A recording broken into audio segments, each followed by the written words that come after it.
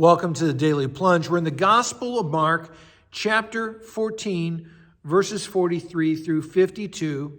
Right before this, Jesus is in the Garden of Gethsemane. He's been praying, take this cup from me. But now he gets up, he wakes up Peter, James, and John, and he says, look, here's my betrayer. And the very next verse 43, just as he's speaking, Judas steps up. And we need to pause and reflect about what this means. Judas is not just somebody who knows Jesus. Judas is not just somebody who was following Jesus.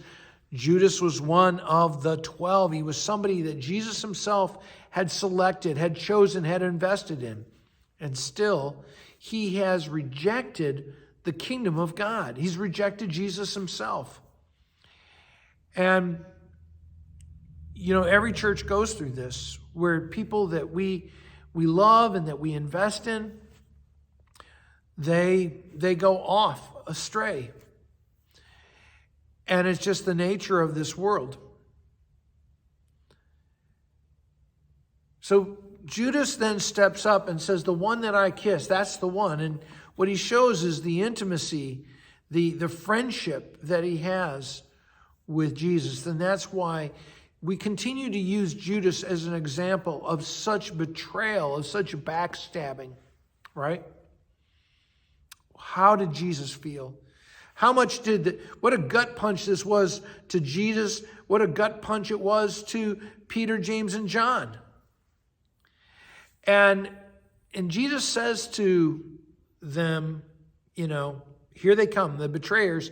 And Judas arrives with a crowd of people who are armed with swords and clubs. They've been sent by the leaders. And Jesus says, am I leading a rebellion that you come out to arrest me in this way? Why are you so angry that you come out with weapons?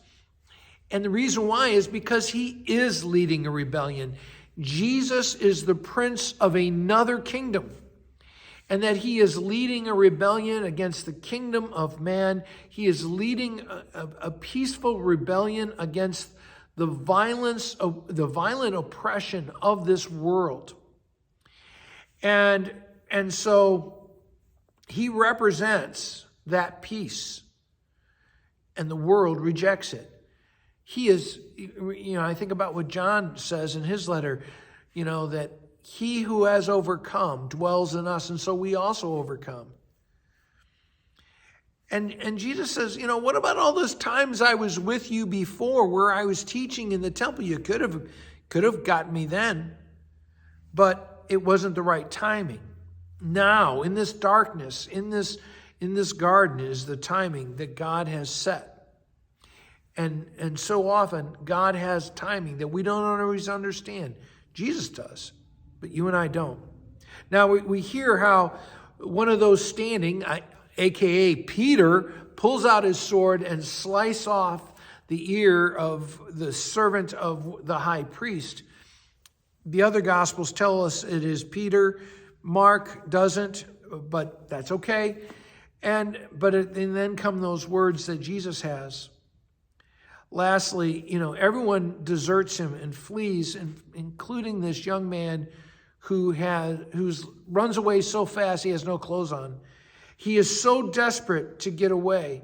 That's how great his fear is. And do we ever have that fear where we're so desperate to get away from Jesus, from the gospel, that we leave things behind? Maybe that should be a wake-up call to us. Thanks, friends. Have a blessed day.